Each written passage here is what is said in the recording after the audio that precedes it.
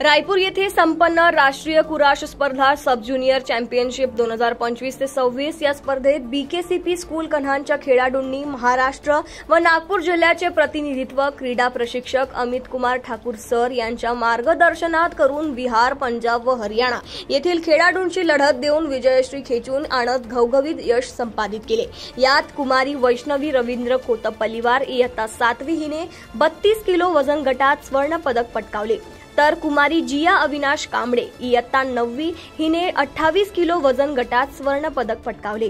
कुमारी लावण्या प्रवीण होले इयत्ता 9वी हिने 48 वजन गटात कांस्य पदक पटकावले, तर कुमार वेदांत विष्णू कुथे इयत्ता 8वी याने 30 वजन गटात कांस्य पदक पटकावून विजयी होऊन शाळेचे व कन्हान कांद्री शहराचे देशात नाव लौकिक करून शहरात आगमन होतात।